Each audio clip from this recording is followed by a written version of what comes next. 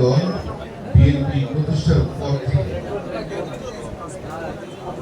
ঢাকা মহানগর বিএনপি যারা ভিত্তিপ্রস্তর করেছে, আজকে যারা ঢাকা মহানগর দক্ষিণ বিএনপির নেতৃত্ব দিচ্ছি বা এখানে আমরা কাজ করার সুযোগ পেয়েছি, এর মধ্যে অন্যতম যারা আমাদেরকে সুযোগ করে দিয়েছিলেন কাজ করার, তার মধ্যে মোহাম্মদ সালেহ হোসেন খোকা সাহেব আমাদের মাঝে, আমাদের অভিভাবক বসে আছেন দুজন এখানে, যারা এই তীরে তীরে আমাদের ঢাকা মহানগর বিএনপিকে ঘিরে সাজিয়েছে। আমরা দেখেছি মোহাম্মদ সালেহ হোসেন খোকা সাহেব যখন দেশে আসার জন্য মৃত্যু ঠিক আগ মুহূর্তে দেশে আসার জন্য বারবার অনুরোধ করেছেন, আমরা দেখেছি ফ্যাসিস্ট শেখ হাসিনা নির্মম ভাবে তাকে মানসিক নির্যাতন করা হয়েছে। পাসপোর্ট না দেওয়ার নামে তাকে দেশে আসতে দেওয়া হয়। আমার ছোট ভাই ইশরাক বলেছেন আজকে নির্মম ইতিহাস, আজকে শেখ হাসিনা পালিয়ে গেছে, উনি দেশে আসবেন কিনা সেটি নিয়েও আজকে আমাদের মনে সন্দেহ আছে, এবং আসলে দেশের মানুষের প্রত্যেকটি মানুষের রক্তের বিচার তার হবে। সংগ্রামী নেতৃত্ব, গতকালকে আপনারা দেখেছেন আমাদের দলের মহাসচিব বিএনপির প্রবীণ এবং নবীনের সংমিশ্রণে আমাদের সারা বাংলাদেশে আগামী ত্রয়োদশ জাতীয় নির্বাচনের প্রার্থিতা ঘোষণা করেছেন ধানের শীষে, এবং আপনারা দেখেছেন সেখানে অনেক আমাদের মতো তরুণদের জায়গা করে দিয়েছেন আমাদের প্রিয় নেতা বিএনপির ভারপ্রাপ্ত চেয়ারম্যান জনাব তারেক রহমান। আজকে একটি কথা অবশ্যই বলতে হয় যে বাংলাদেশের মানুষ বিগত 18 বছরে যেই স্বপ্নটি মনে লালন করেছে যে একটি দায়বদ্ধ, একটি স্বচ্ছ সরকার প্রতিষ্ঠা হবে, বাংলাদেশের প্রত্যেকটা আসন ভিত্তিক যে পরিকল্পনা নেওয়া দরকার, যেভাবে তারা বিগত 18 বছর যাবৎ অবহেলিত ছিল, সেই বিষয়ে প্রত্যেকটা আসনে বিএনপি মনোনীত প্রার্থীরা মন দিয়ে কাজ করবেন, মানুষের আশা প্রত্যাশা পূরণ করার চেষ্টা করবেন। আমাদের মাঝে অভিভাবক আছেন, আমাদের ঢাকা 8 থেকে যিনি বারবার নির্বাচিত হয়েছেন, মেয়র হয়েছেন, মন্ত্রী হয়েছেন, আমাদের অভিভাবক জনাব মির্জা আব্বাস, এবং আমাদের মাঝে উপস্থিত ঢাকা 6 থেকে মনোনীত বিএনপির মনোনীত প্রার্থী আমার ছোট ভাই জনাব ইশরাক হোসেন। আমরা নতুন যারা আছি, আমরা আমাদের প্রবীণদের দেখানো পথে হাঁটবো, আমরা মানুষের স্বপ্ন পূরণে রাত দিন পরিশ্রম করে যাব। আমরা বিগত 18 বছর আমাদের জীবনের ঝুঁকি নিয়ে লড়াই সংগ্রাম করেছি, দেশের মানুষের আস্থা অর্জন করতে পেরেছি।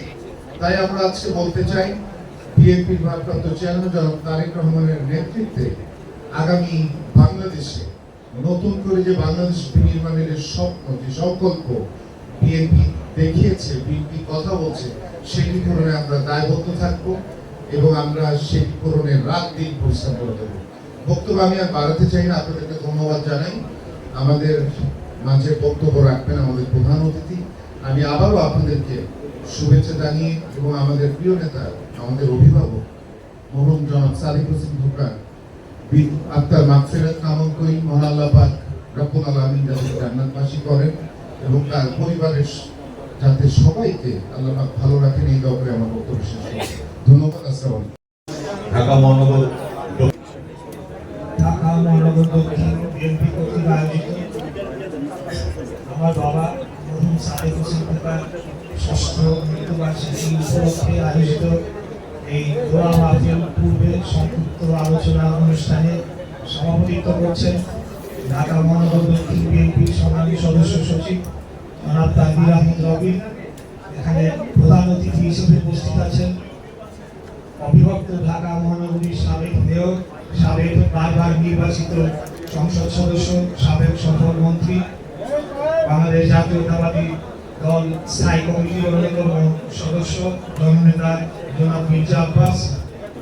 বিশেষ অতিথি হিসেবে উপস্থিত আছেন ঢাকা মহানগর দক্ষিণ বিএনপির সাবেক আহ্বায়ক, বাংলাদেশ জাতীয়তাবাদী দল বিএনপি চেয়ারপারসনের উপদেষ্টা মণ্ডলীর অন্যতম সদস্য বীর মুক্তিযোদ্ধা জনাব আব্দুল সালাম। আমি বলতে চাই যে আজকে এই নিরপেক্ষ নির্দলীয় সরকারের অধীনে, অন্তর্বর্তীকালীন সরকারের অধীনে 2026-এ একটি নির্বাচন অনুষ্ঠিত হতে যাচ্ছে। সেই নির্বাচনে গতকাল আপনারা দেখেছেন বাংলাদেশ জাতীয়তাবাদী দলের স্থায়ী কমিটির বৈঠক শেষে আমাদের কয়েকজনকে প্রার্থী ঘোষণা করা হয়েছে। সেখানে ঢাকা 6 থেকে আমাকেও দলের প্রাথমিক মনোনয়ন পত্রের যে তালিকা, সেখানে আমার নাম অন্তর্ভুক্ত করা হয়েছে। এখানে আদির আহমেদ রবিন ঢাকা 4 থেকে উনি নির্বাচন করবেন। ঢাকা 8 থেকে আমরা সবাই জানি আমাদের অভিভাবক, আমাদের জাতীয়তাবাদী দলের অন্যতম গুরুত্বপূর্ণ সদস্য জনাব মির্জা আব্বাস, উনি নির্বাচন করবেন এবং আরো অনেকে মনোনয়ন প্রত্যাশী ছিলেন। আমি সবাই ক্ষেত্রে এটা বলবো যে মনোনয়ন আসবে যাবে, কিন্তু আপনারা সকলে বাংলাদেশ সহ বিভিন্ন ধরনের নির্যাতন, নিপীড়নমূলক সরকারের অত্যাচারকে মোকাবেলা করে আজকে এই দিনে এসে দাঁড়িয়েছি। এবং আজকে আমার বাবার মৃত্যুবার্ষিকী। আমি এই কথাটি বলবো যে আমার বাবা 67 বছর বয়সে উনি ক্যান্সারে আক্রান্ত হয়ে মারা যান 2014 সালে। ওই 153 জন বিনা ভোটের এমপি নির্বাচনের আগে যখন আন্দোলন চলছিল, চলাকালীন সময়ে তিনি গ্রেফতার হয়ে কারাবন্দী হন এবং সেই সময় ওনার চিকিৎসার অভাবে তার যে রোগ ক্যান্সার সেটি আরো ঘোরতর খারাপ হয়ে দিকে যায় এবং পরবর্তীতে উনি জেল থেকে বের হয়ে কোর্টের আদেশ নিয়ে ওনাকে এয়ারপোর্ট থেকে ফিরিয়ে দেওয়ার পরেও তিনি আবারও রিট করে তিনি কোনো মতে তিনি দেশ ত্যাগে করতে পারেন এবং চিকিৎসা নিতে পারেন। হায়াত মত আল্লাহর হাতে, কিন্তু এতটুকু বলতে পারি উনি যে পরিস্থিতিতে দেশ থেকে চলে গিয়েছিলেন, এর পরবর্তীতে তার অবস্থা জানার পরে আমাদের পক্ষে, পরিবারের পক্ষ থেকে ওনাকে দেশে আসতে দেওয়াটা আসলে কোনোভাবেই সম্ভব ছিল না, যার কারণে আমরা তাকে দেশে আসতে দেই না। কথাটি এই জন্য বললাম যে আমার বাবা কোনোদিনও দেশ ছেড়ে পালিয়ে যাওয়ার লোক নয়, বা উনি দেশ থেকে চলে গিয়েছেন এবং বাংলাদেশ আন্দোলন সংগ্রামে সম্পৃক্ত ছিলেন না, এরকম না। উনি চলে যাওয়ার পর 2015 সালে যখন আমাদের নেত্রী বেগম খালেদা জিয়াকে 3 মাস গুলশানে তার অফিসে, তখনও আমি দেখেছি যে আমার বাবাকে ম্যাডাম খালেদা জিয়া উনি সরাসরি ফোন দিয়েছিলেন এবং বিভিন্ন দিক নির্দেশনা দিয়েছিলেন, যেটি সেখানে বসে তার দায়িত্বটুকু পালন করার চেষ্টা করেছে। পরবর্তীতে ওনার মৃত্যু ঠিক আগ দিয়ে আমরা ওনার পাসপোর্টের আবেদন করি। উনি দেশে আসার ইচ্ছা প্রকাশ করেছিলেন, কিন্তু পুলিশ স্বৈরাচারী হাসিনা ওনাকে দেশে আসতে দেয় নাই, দেশে মৃত্যুবরণ করতে দেয় নাই।